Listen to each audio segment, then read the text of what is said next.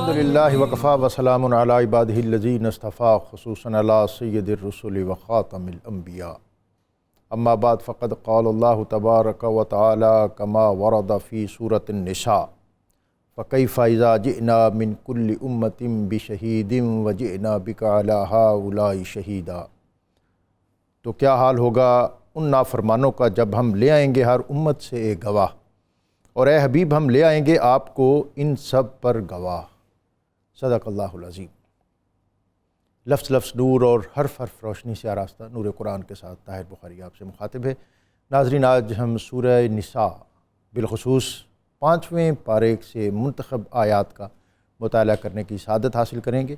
ان آیات اور اس پارے میں بطور خاص 3 طبقات کو خطاب کیا گیا ہے۔ ایک امت مسلمہ کو بطور امت مسلمہ، ایک امت مسلمہ کے 5th کالمسٹ یعنی منافقین، اور تیسرا اہل کتاب جس میں یہود اور نصارہ وہ شامل ہیں۔ اسی طرح بہت سے شرعی احکام اس سورہ میں اور آج کے موضوعات میں ہمارے ہاں شامل ہے، جس میں بطور خاص ہمارا فیملی سسٹم، ہمارا عائلی نظام، ہمارا خاندانی نظام، اسلام اچھی معاشرت کے لیے اچھے خاندانی نظام اس کا خواہاں ہے۔ اس کے لیے بنیادی یونٹ اور بنیادی ایلیمنٹ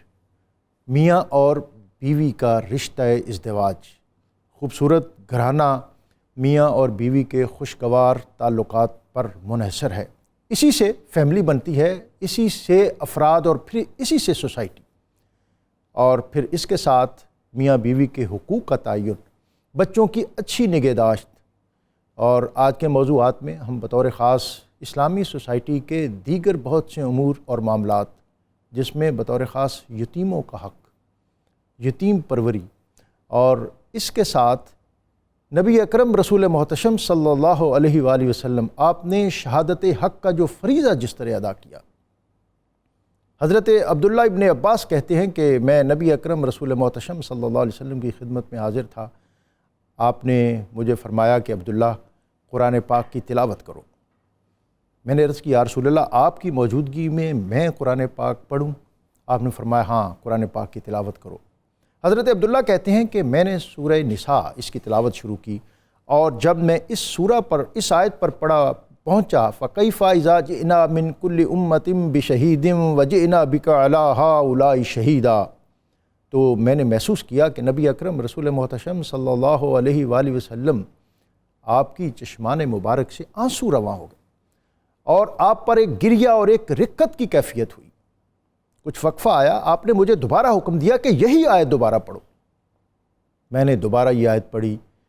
اور میں نے دیکھا کہ نبی اکرم صلی اللہ علیہ وآلہ وسلم پر پھر وہی کیفیت طاری ہوئی،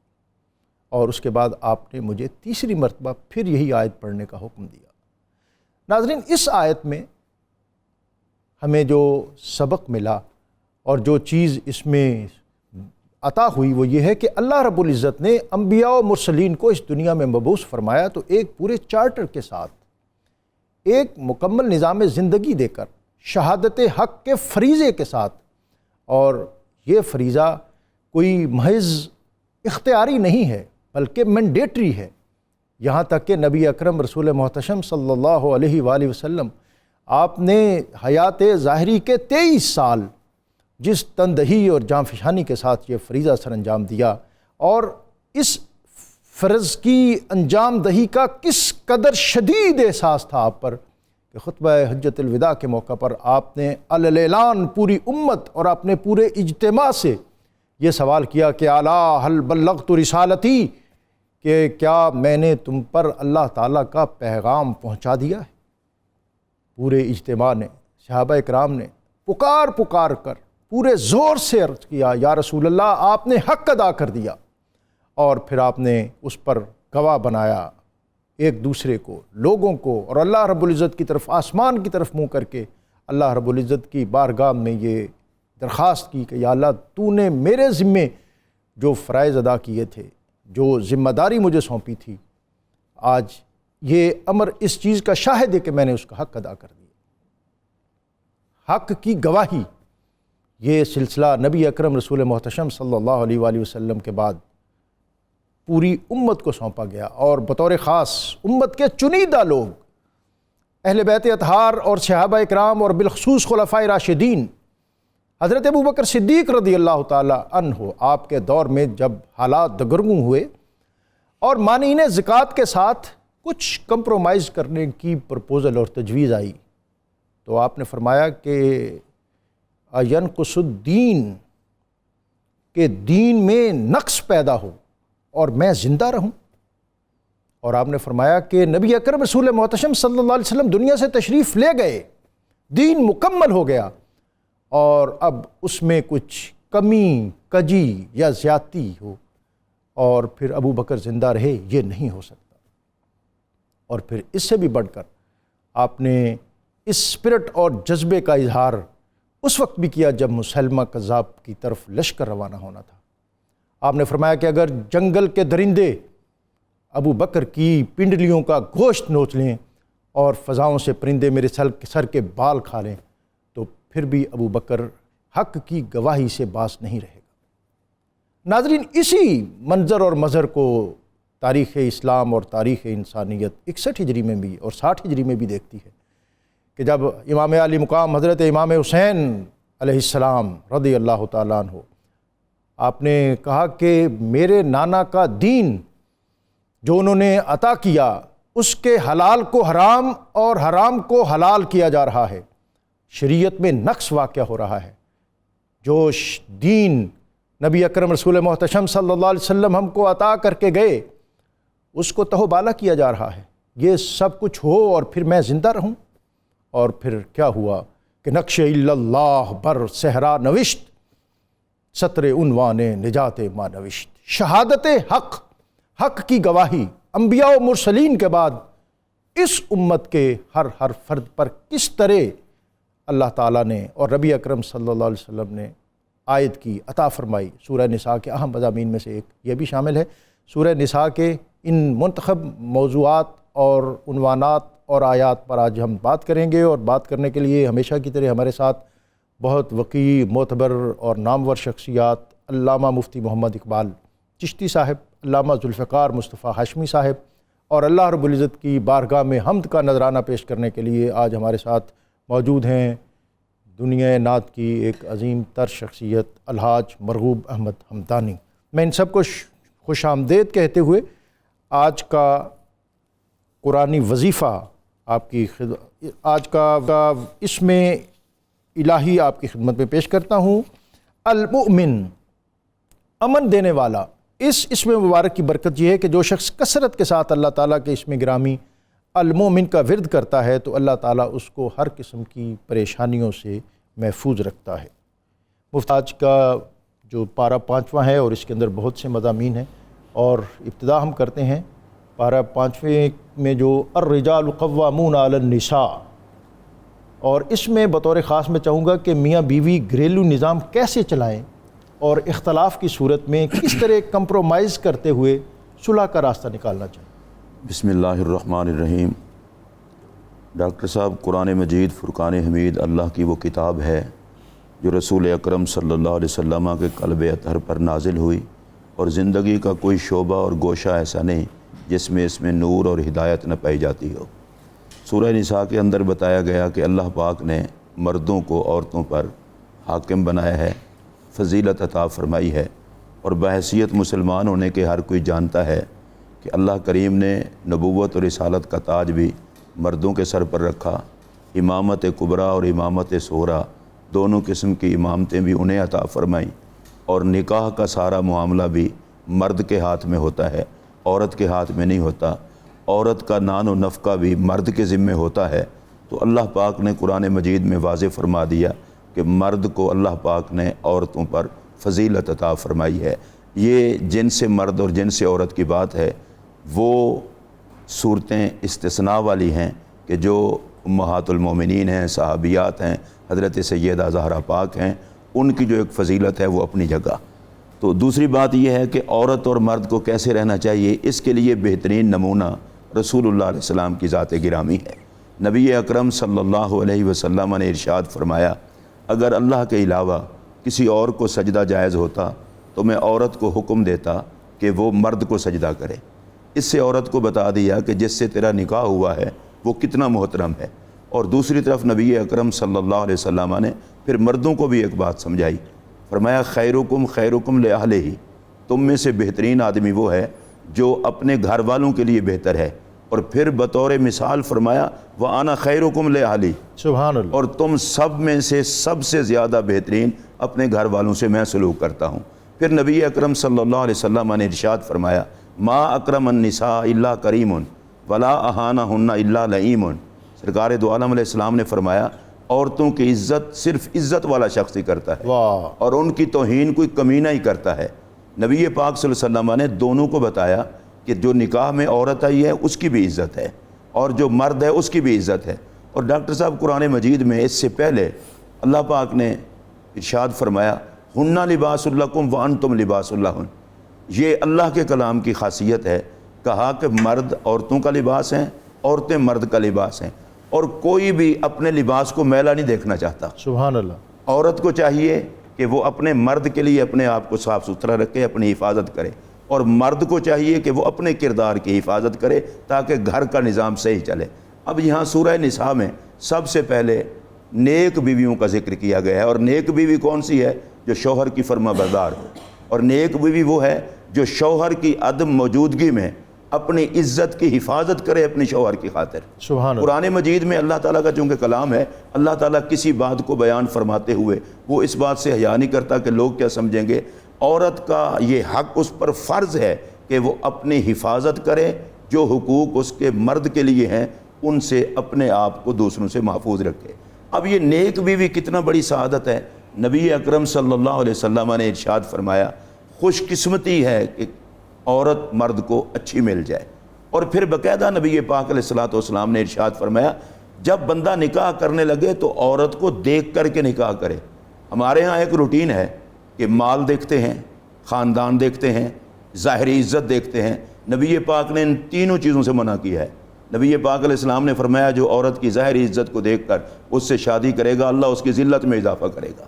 جو عورت کے مال پر نظر رکھ کے شادی کرے گا اللہ اس کی محتاجگی کو بڑھائے گا۔ نبی پاک علیہ السلام کا فرمان ہے کہ عورت کو دینداری کی وجہ سے اس سے نکاح کیا جائے۔ اور جو نبی پاک علیہ السلام نے دوسری طرف عورت کو بتایا کہ جس عورت سے اس کا خامد راضی ہو، اس حالت میں عورت کو موت آ جائے تو وہ عورت سیدھی جنت میں جائے گی۔ سبحان اللہ۔ علامہ صاحب میں چاہوں گا کہ آیت 36 وَاعْبُدُوا اللَّهَ وَلَا تُشْرِكُوا بِهِ شَيْئًا وَبِالْوَالِدَيْنِ إِحْسَانًا۔ جناب بسم اللہ الرحمن الرحیم وعلیہ صلی وسلم دائما ابدا علی حبیبک خیر الخلق کلہم۔ سورۃ النساء کی آیت مبارکہ نمبر 36 میں تقریباً 9 قسم کے لوگوں کے حقوق کا بیان فرمایا گیا ہے، سبحان اللہ، جن میں سب سے پہلے نمبر پر جو ہے وہ والدین کے حقوق کا تذکرہ کیا جاتا ہے کہ والدین کے ساتھ احسان کرنا ہے۔ یہ احسان کرنا جو ہے عمومی جتنے بھی دیگر انسان پر حقوق عائد ہوتے ہیں اس میں شاید تقاضا عدل کا ہوگا، لیکن والدین کے ساتھ جو ہے وہ ایک درجہ بڑھ کے کہ عدل نہیں کرنا کہ جیسا تمہارے ساتھ وہ کریں ویسا تم کرو گے، بلکہ وہ تمہارے ساتھ کچھ بھی کریں تم نے ان کے ساتھ بھلائی ہی کرنی ہے۔ تو یہ احسان کا معاملہ ان کے ساتھ ہے، اور ان کے ساتھ یہ ہے کہ ان کی اطاعت کرے، ان کا ادب کرے، نافرمانی سے بچے، ہر وقت ان کی خدمت کے لیے اپنے آپ کو مستعد رکھے، تیار رکھے، ان پر خرچ کرے حسب توفیق، اور اپنے ہاتھ کو ان سے روکے نہیں، اور اگر چاہتا ہے کہ عمر میں اور اس کے رزق میں برکت ہو جائے تو ان کی فرما برداری کو اختیار کرے، اور اپنا حال ایسا بنا لے کہ اسے نہ کہنا پڑے کہ امی جان ابا جی میرے لیے دعا کرنا، بلکہ وہ خود ان کے دل سے اس کے لیے دعائیں نکلے۔ اس کے بعد اگر بات کی جائے تو پھر رشتہ داروں کے ساتھ حسن سلوک کا معاملہ ہے، جس کو صلہ رحمی بھی کہا جاتا ہے۔ رشتہ داروں کے ساتھ صلہ رحمی اور حسن سلوک کا جو معاملہ ہے، حضرت انس بن مالک رضی اللہ تعالیٰ عنہ سے مروی فرمان مصطفیٰ صلی اللہ علیہ وسلم ہے کہ رشتہ داروں کے ساتھ حسن سلوک اور صلہ رحمی یہ ہے کہ ان سے قطع رحمی سے بچے، اور نبی کریم صلی اللہ علیہ وسلم نے فرمایا کہ جس سے یہ پسند ہو کہ اس کے رزق میں وسعت ہو جائے اور اس کی عمر لمبی ہو، اسے چاہیے کہ رشتہ داروں کے ساتھ اچھا سلوک کرے۔ حضرت جبیر ابن مطعم رضی اللہ تعالیٰ عنہ سے روایت ہے کہ سرکار دو عالم صلی اللہ تعالیٰ علیہ وسلم نے یہاں تک ارشاد فرما دیا کہ رشتہ داروں سے قطع تعلقی کرنے والا جنت میں نہیں جائے گا۔ صلہ رحمی کا اسلام میں بہت زیادہ کہہ لیجیے کہ اہمیت کے ساتھ تذکرہ فرمایا گیا ہے کہ جو قطع رحمی کرتا ہے اس کی تو شب برات میں بھی توبہ قبول نہیں ہوتی، اس کی تو حرم کعبہ میں بھی جا کے دعائیں قبول نہیں ہوتی، میدان عرفات جو کہ دعاؤں کی قبولیت کا مقام ہے اور کہہ لیجیے کہ حج کا رکن اعظم ہے، وہاں پر بھی اگر قطع رحمی کرنے والا شخص جا کے اللہ کی بارگاہ میں توبہ کرے یا گڑ گڑا کر دعائیں کرے تو ایسی وعیدیں موجود ہیں کہ ایسے شخص کی جو ہے وہ توبہ یا دعائیں بھی قبول نہیں ہوتی ہیں۔ اس کے بعد پھر یتیموں اور محتاجوں کے ساتھ حسن سلوک کا معاملہ جو ہے وہ بیان کیا گیا ہے۔ یتیموں کے ساتھ حسن سلوک یہی ہے کہ ان کے حقوق کی رعایت کی جائے، ان کی پرورش کا خیال رکھا جائے۔ اگر ان کا امانت کے طور پہ کوئی ورثہ جو ہے مطلب آپ کے پاس ہے، آپ اس پر امین ہیں، کسٹوڈین مقرر کیے گئے ہیں، تو اس کو مطلب احسن طریقے سے ان پر خرچ کرے اور اسے باقی یہ کہ سنبھال کے رکھے، اس میں ناجائز تصرف نہ کرے۔ پیارے کریم آقا صلی اللہ علیہ وسلم کی بارگاہ ناز سے بشارتیں اس حوالے سے حضرت سہل بن سعد رضی اللہ تعالیٰ عنہ حدیث پاک کے راوی ہیں۔ نبی کریم صلی اللہ تعالیٰ علیہ وسلم نے باقاعدہ اپنی انگلی شہادت کی اور اس کے برابر بڑی والی انگلی جو ہے اس کے ساتھ اشارہ کر کے یہ ارشاد فرمایا کہ یتیم کی کفالت کرنے والا اور اس پر دست شفقت رکھنے والا جو ہے وہ اور میں اس طرح سے جنت میں داخل ہوں گے جیسے یہ دو انگلیاں ہیں۔ اور راوی کہتے ہیں کہ آپ نے دونوں انگلیوں کے درمیان تھوڑا سا فاصلہ رکھا اور فرمایا کہ اگر یتیم کے سر پہ کوئی دست شفقت رکھتا ہے، جتنے اس کے ہاتھ کے نیچے بال آ جائیں گے اتنی اللہ تبارک و تعالیٰ اس کو نیکیاں عطا فرمائے۔ پڑوسی اور ہم مجلس، یہ پہلے والی باتیں چونکہ ہم زیادہ سنتے ہیں، لیکن یہ ایک تو آج کل کا جو ہمارا جدید طرز معاشرت ہے، ہماری خواہش ہوتی ہے کہ ہمارے دروازے کے سامنے کسی کا دروازہ نہ کھلے، ہماری چھت کے ساتھ کسی کی چھت ملی ہوئی نہ ہو، دیواریں علیحدہ علیحدہ ہوں، اور ہمارے بائی لاز جو آئے ہیں تعمیرات کے وہ بھی ایسے ہی ہیں کہ آپ گھروں میں پہلے تو یہ ہوتا تھا کہ ہمسایوں کے درمیان جو دیوار ہوتی تھی اس میں ایک چھوٹا سا کھڑکی ہوتی تھی جس سے ایک دوسرے کے حال احوال اور کھانے پینے کی اشیاء جو ہیں ان کا تبادلہ بھی ہوتا رہتا تھا۔ اب تو صورتحال بڑی مختلف ہے، برسوں گزر جاتے ہیں ایک ہی جگہ پہ رہتے ہوئے اور ہمسائے کا کسی کو پتہ نہیں ہوتا۔ ایک تو اس پر ضرور رہنمائی کریں۔ دوسرا ہم مجلس کون ہے اور اس حوالے سے اس کا کیا حق ہے؟ 4 لوگ 5 لوگ بیٹھے ہیں تو ان میں سے ڈر کے ایک باہر نہیں نکل رہا ہوتا کہ ابھی میں باہر نکلوں گا تو یہ میری ہی غیبت شروع کر دیں گے۔ جناب جی ہاں، پڑوسی کے حقوق کے بارے میں تو دیکھیے ام المومنین حضرت امی عائشہ صدیقہ طیبہ طاہرہ رضی اللہ تعالیٰ عنہا سے مروی فرمان مصطفیٰ صلی اللہ علیہ وسلم یوں ملتا ہے کہ حضور صلی اللہ علیہ وسلم نے فرمایا کہ جبریل امین علیہ السلام نے مجھے پڑوسی کے حقوق کے متعلق مجھے برابر وصیت کرتے رہے، اللہ تعالیٰ کا احکامات اور فرامین پہنچاتے رہے، یہاں تک کہ مجھے اس بات کا گمان گزرا کہ کہیں پڑوسی کو وراثت میں جو ہے وہ حصہ دار نہ بنا دیا جائے۔ اتنی زیادہ تاکید ہے۔ اور اس میں قرآن حکیم فرقان مجید کی اس آیت مبارکہ میں 2 قسم کے پڑوسیوں کا بالخصوص جو ہے وہ ذکر ہوا، قریب والا پڑوسی اور دور والا پڑوسی۔ ایک تو وہ جس کی وہی دیوار کی دیوار آپ کے ساتھ ملی ہوئی ہے، اور دوسرا یہ کہ آپ کے محلے دار ہے، آپ کے آس پاس رہنے والا ہے۔ ان کے ساتھ حسن سلوک کا معاملہ یہاں تک ہے کہ اگر کوئی جو ہے وہ پڑوسی بھوکا ہو اور آپ پیٹ بھر کے سو جائیں تو فرمایا حضور صلی اللہ علیہ وسلم کہ وہ ہم میں سے نہیں ہے، وہ مطلب اس کے اسلام سے تعلق نہیں ہے۔ اور پڑوسیوں کے پھر کئی قسم کے مطلب آگے مطلب معاملات ہیں۔ ایک تو یہ پڑوسی کے جو رشتہ دار بھی اور پڑوسی بھی ہو اس کے 2 حق ہے، پھر یہ کہ مسلمان ہو پڑوسی ہو اس کے بھی 2 حق ہے، اگر کوئی آپ کا غیر مسلم پڑوسی بھی ہے تو پھر بھی پڑوسی ہونے کا حق اس کو دیا جائے گا، اور اس کے ساتھ مطلب کہہ لیجیے کہ معاملات حسن سلوک کا سلسلہ جو ہے وہ کرنا ہوگا۔ علامہ صاحب، میں مفتی صاحب چاہوں گا آپ گفتگو میں شامل ہوں اور اس آیت کا آخری حصہ اس پر کچھ کمنٹ کر دیں، اور بالخصوص اس میں مسافر، غلام اور جو تکبر کرنے والا ہے۔ ڈاکٹر صاحب، یہ ہمسائے کے حوالے سے میں گزارش کروں گا، نبی اکرم صلی اللہ علیہ وسلم کا فرمان ہے بندے کی خوش قسمتی ہے کہ اسے ہمسایہ نیک ملے۔ اچھا، ہم ہمسائے کو نظر انداز کرتے ہیں۔ نبی پاک علیہ السلام نے فرمایا اگر کوئی بندہ فوت ہو جائے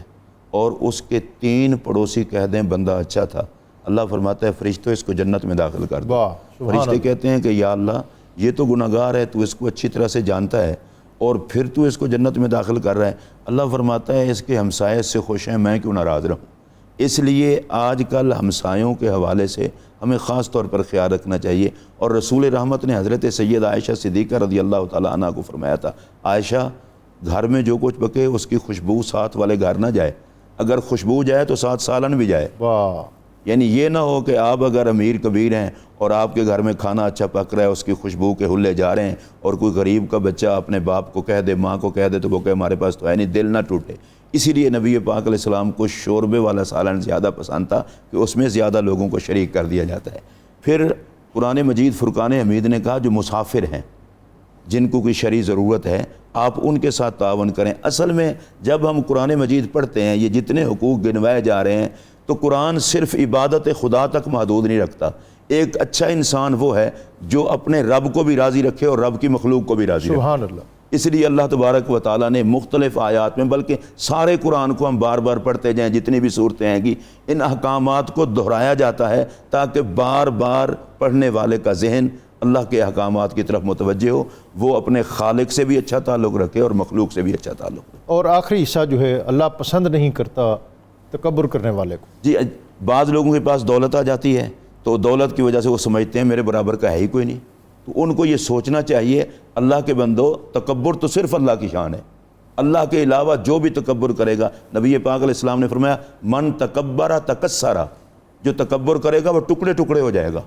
اللہ پاک اس بات کو پسند ہی نہیں فرماتا کہ بندوں میں سے کوئی تکبر کرے۔ اور ویسے بھی ڈاکٹر صاحب جو مٹی سے بنا ہے، جس نے مٹی میں جانا ہے، اس کو تکبر زیب نہیں دیتا۔ قرآن مجید میں اللہ فرماتا ہے کہ زمین پر اکڑ کر چلتے ہو، نہ زمین پھاڑ سکتے ہو نہ پہاڑ بن سکتے ہو، تو تکبر کیسا؟ اس لیے جو مخلوق ہے اسے تکبر زیب نہیں دیتا، اسے خدا کی مخلوق کو اپنے جیسی مخلوق سمجھ کے ڈیل کرنا چاہیے۔ علامہ صاحب، کائنات کی سب سے عظیم گواہی فَكَيْفَ إِذَا جِئْنَا مِنْ كُلِّ أُمَّةٍ بِشَهِيدٍ وَجِئْنَا بِكَ عَلَىٰ هَٰؤُلَاءِ شَهِيدًا۔ جی ہاں، اس میں پیارے کریم آقا صلی اللہ علیہ وسلم کی عظمت و شان کا بیان فرمایا گیا ہے، اور پیارے آقا صلی اللہ تعالیٰ علیہ وسلم کی جو تمام امتوں پر گواہ ہونے کی حیثیت ہے، اس کا تذکرہ نور اس آیت مبارکہ کے اندر موجود ہے۔ فرمایا کہ تو کیسی ہوگی، کیسا حال ہوگا جب ہم ہر امت سے ایک گواہ لائیں گے، اور اے حبیب صلی اللہ علیہ وسلم تمہیں ان سب پر گواہ بنا کر لائیں گے۔ اب ہر امت میں سے گواہ تو مطلب کہہ لیجیے کہ نبیوں کے بارے میں کہ کیا انہوں نے تمہاری جو اللہ تعالیٰ کی امانت تھی وہ تم تک پہنچا دی ہے، نہیں پہنچا دی ہے۔ اور اس کے بعد پھر قرآن حکیم فرقان مجید سورہ بقرہ میں غالباً آیت مبارکہ نمبر 139 میں بھی اس چیز کا بیان آتا ہے کہ پیارے آقا صلی اللہ علیہ وسلم کی امت کو بھی بطور گواہ جو ہے وہ نبیوں کی گواہی کے طور پر جو ہے روز قیامت پیش کیا جائے گا۔ تو جب وہ امتیں اپنے نبیوں کی گواہی دیتے ہوئے انکار کر دیں گی کہ ہمیں انہوں نے اللہ تعالیٰ کی امانت نہیں پہنچائی ہے، تو پھر پیارے آقا صلی اللہ علیہ وسلم کی امت سے اس بات کی گواہی لی جائے گی، تو امت مصطفیٰ صلی اللہ علیہ وسلم کو یہ اعزاز و شرف حاصل ہوگا کہ وہ یہ گواہی دیں گے کہ نہیں اے پروردگار عالم، ان نبیوں نے تیری امانت ان لوگوں تک پہنچائی ہے۔ تو وہ پھر دوبارہ جو ہے وہ اللہ کی بارگاہ میں عرض کریں گے کہ ان کو کیسے پتہ، یہ تو بہت بعد میں آئے ہیں۔ تو پھر یہ پیارے آقا صلی اللہ علیہ وسلم کی امتی جو ہیں وہ اللہ تعالیٰ کی بارگاہ میں عرض کریں گے کہ پروردگار عالم، ہمیں تیری کتاب ہدایت کے ذریعے سے جو پیغام تیرے پیارے محبوب صلی اللہ علیہ وسلم نے پہنچایا ہے، اس کے ذریعے سے ہمیں اس بات کا ادراک ہوا اور فہم ہوا کہ تیری امانت جو ہے وہ تیرے نبیوں نے ان لوگوں تک پہنچائی ہے۔ یہ جو امانت، ادائے امانت اور امانت کا کسی کو تفویض کرنا، اس کا معنی اور مفہوم اور اس کا دائرہ کیا ہے، اور بطور خاص اس کے آخری حصے میں وَإِذَا حَكَمْتُمْ، کہ جب تمہیں منصب عدالت عطا ہو تو پھر لوگوں کے درمیان انصاف کے تقاضے جو ہیں ان کو پورا کرو۔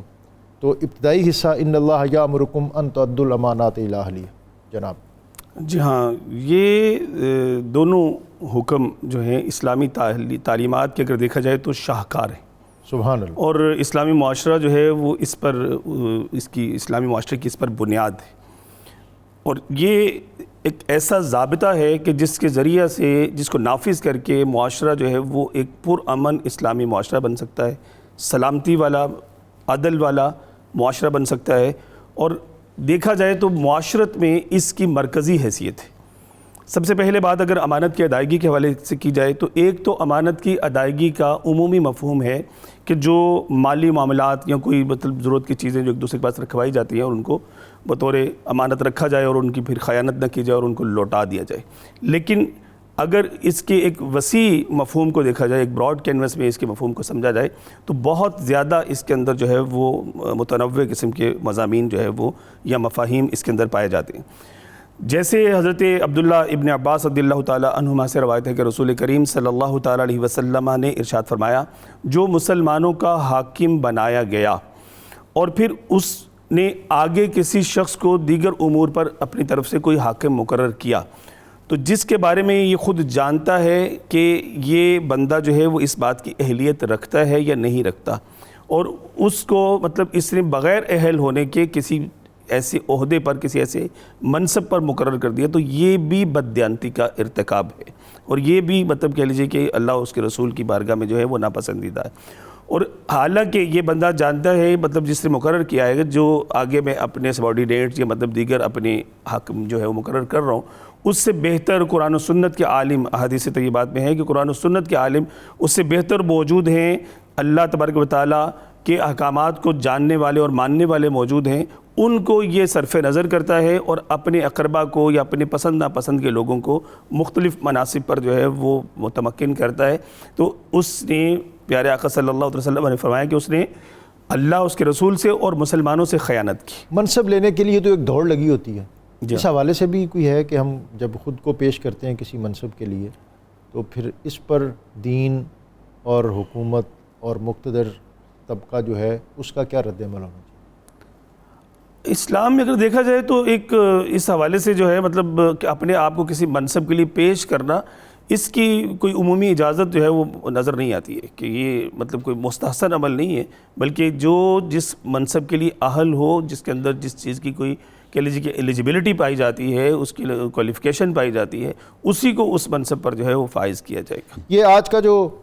چونکہ پروگرام اپنے اختتامی لمحوں پہ ہے، یہ آیت جو 64 اور 65 ہے اس میں وَلَوْ أَنَّهُمْ إِذْ ظَلَمُوا أَنفُسَهُمْ جَاءُوكَ، ڈاکٹر صاحب یہ تو پہلے بھی ابھی امانت اور عدل ہے۔ امانت جو ہے نا جو اس پر میں ایک بات عرض کرنا چاہتا ہوں، امانت صرف مال واپس کرنے کا نام نہیں، وہ بھی ایک ہے، لیکن اگر انسان دیکھے نا، ہمارے پاس جان اور مال یہ بھی اللہ کی امانت ہے۔ اپنی جان اور مال کو اللہ کے احکامات کے مطابق جو استعمال نہیں کرتا وہ بھی خیانت کر رہا ہے۔ جس کے پاس منصب ہے اور اس کے تقاضے پورے نہیں کرتا وہ بھی خیانت کر رہا ہے۔ اسی طرح آگے عدل ہے، تو نبی پاک صلی اللہ علیہ وسلم نے فرمایا قاضی 3 قسم کے ہیں، ایک قاضی جنت میں جائے گا، ایک جج، اور 2 قسم کے جج جہنم میں جائیں گے۔ نبی پاک علیہ السلام نے اس کی وضاحت بھی فرما دی کہ جو قاضی حق کو جان کر حق کے مطابق فیصلہ کرے وہ تو جائے گا جنت میں،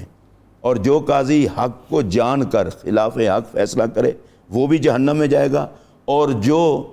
معاملے کی تہہ تک پہنچے بغیر فیصلہ کر دے وہ بھی جہنم میں جائے گا۔ عدل بہت ضروری ہے، اس لیے جن لوگوں کو یہ منصب سونپا گیا ہے، یہ دنیا کی زندگی 4 دن کی ہے، اس طرح سے زندگی گزاریں کہ آخرت میں شرمندگی نہ ہو۔ آپ نے جس قرآن پاک کی آیت کی بات کی ہے ڈاکٹر صاحب، اس میں اللہ تبارک و تعالیٰ نے قیامت تک آنے والے انسانوں کو کہا ہے کہ جرم ہو جاتے ہیں، خطائیں ہو جاتی ہیں، تو تمہیں میں نے محمد عربی کریم کا وسیلہ عطا کر دیا ہے، میرے پاک نبی کی بارگاہ میں حاضر ہو کر مجھ سے بخشش مانگو، اور نبی کی بارگاہ میں بھی درخواست کرو کہ وہ تمہارے لیے دعا کر دیں، تو میں خالق کائنات توبہ بھی قبول کر لوں گا اور تمہارے گناہوں کو معاف کر دوں گا، مہربان بھی ہوں۔ اب اس کا ایک طریقہ تو یہ ہے کہ بندہ سرکار دنیا میں موجود تھے تو وہیں جائے، دوسرا طریقہ ہے گنبد خضرا پہ چلا جائے، ایک تیسرا طریقہ بھی ہے، یہ وہاں نہیں جا سکتا، گنبد خضرا پہ سرکار کے پاس نہیں جا سکتا، تو النبی اولیٰ بالمؤمنین من انفسہم، نبی ایمان والوں کی جانوں کے زیادہ قریب ہیں، وہ جہاں ہے جدھر ہے اپنے پاک نبی علیہ السلام کو جان سے زیادہ قریب سمجھ کر سرکار کی بارگاہ میں وہیں عرض کر دے، یا رسول اللہ صلی اللہ علیہ وسلم میرے لیے سفارش فرما دیں، اور نبی پاک تو اپنی امت کے لیے دعا فرماتے ہی رہتے ہیں۔ تو یہ ایک طریقہ ہے، اور صحابہ کرام نے اس پر باقاعدہ عمل کیا۔ نبی اکرم صلی اللہ علیہ وسلم حضرت مولا کائنات کرم اللہ وجہ الکریم فرماتے ہیں سرکار کے وصال باکمال کو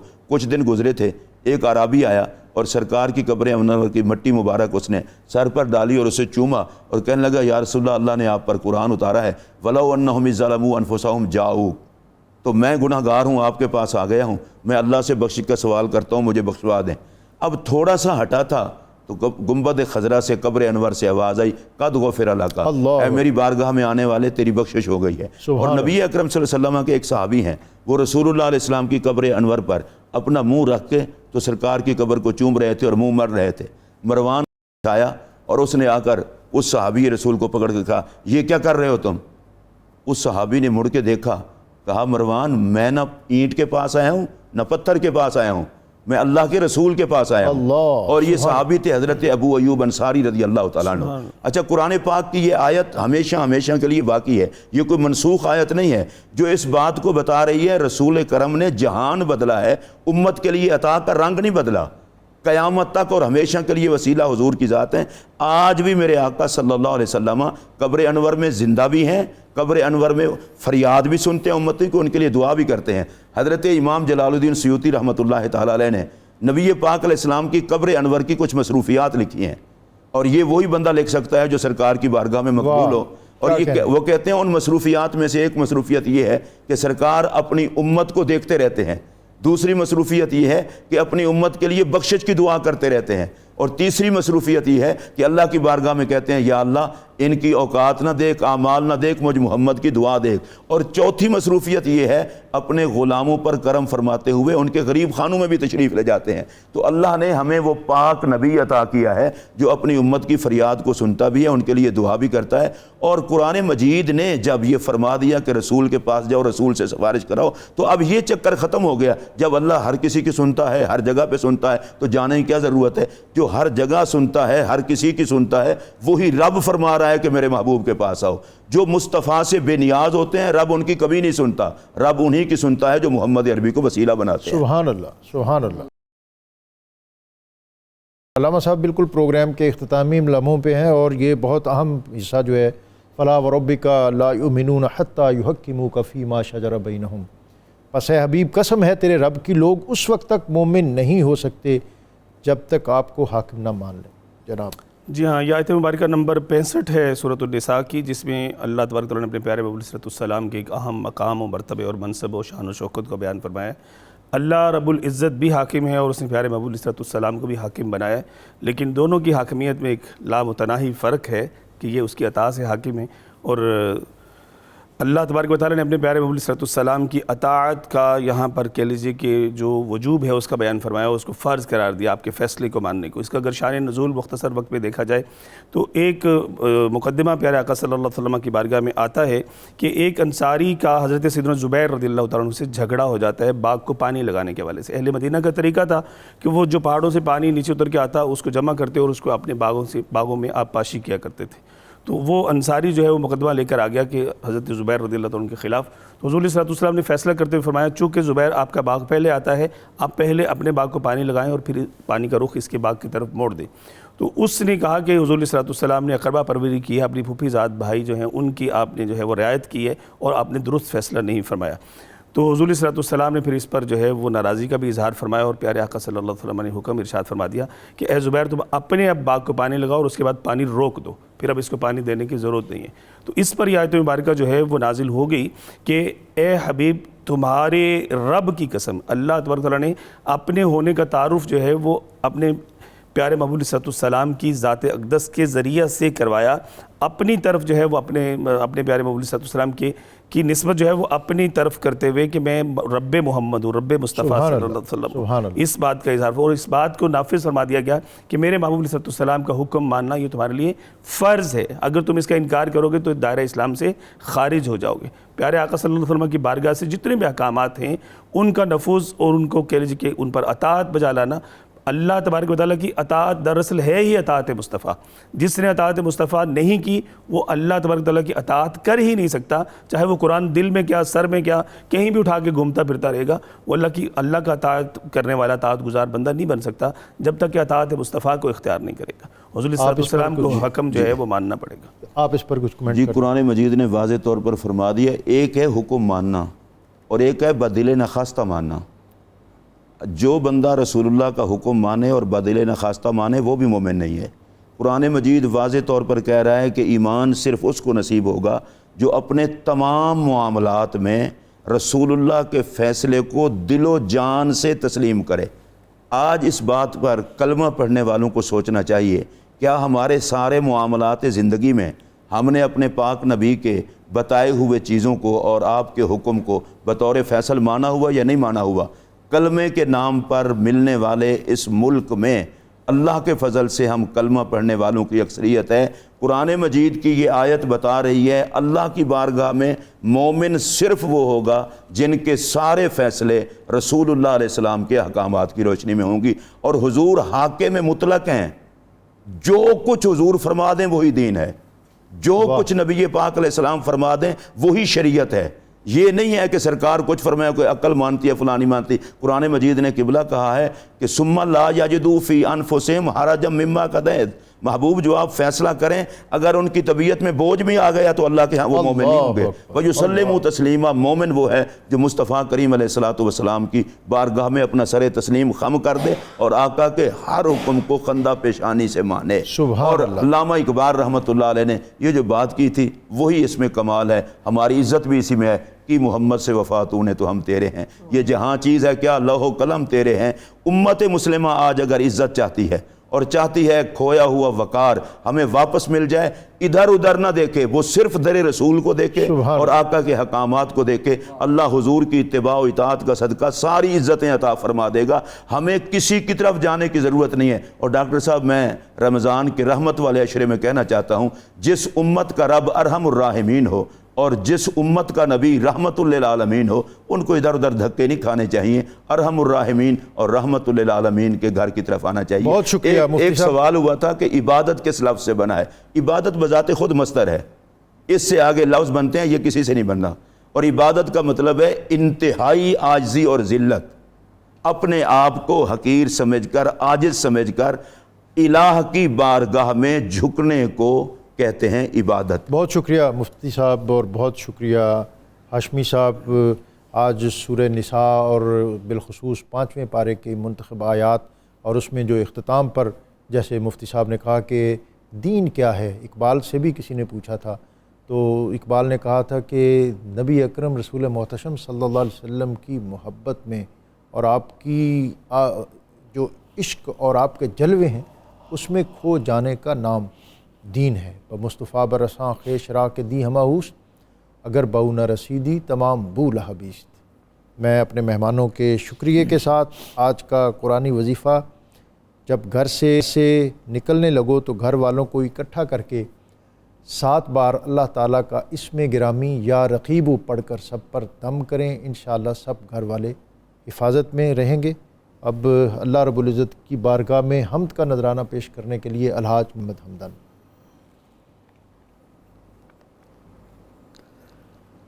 رہے لب پہ نام خدا اللہ اللہ, رہے لب پہ نام خدا اللہ اللہ, میری روح کی ہو غذا اللہ اللہ, میری روح کی ہو غذا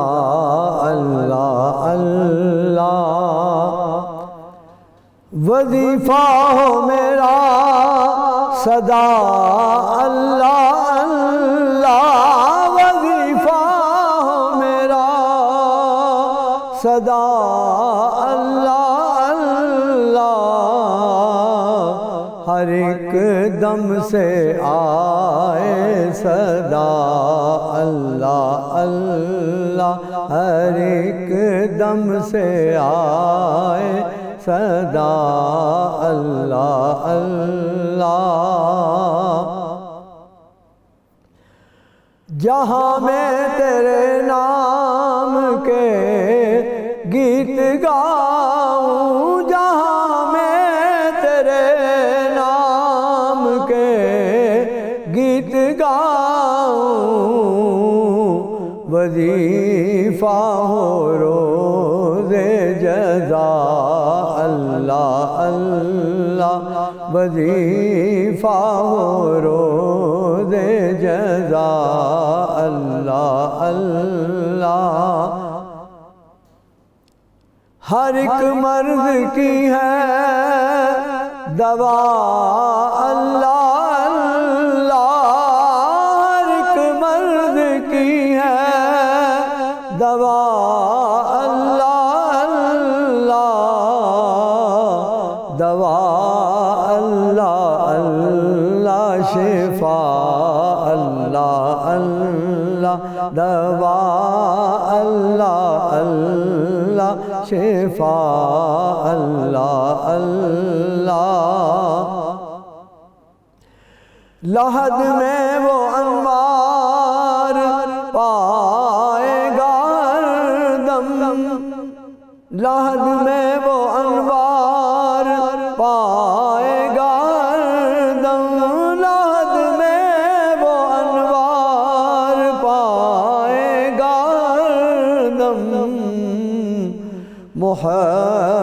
محبت سے جس نے کہا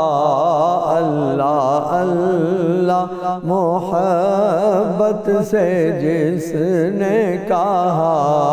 اللہ اللہ، رہے لب پہ نام خدا اللہ اللہ، میری روح کی ہو غذا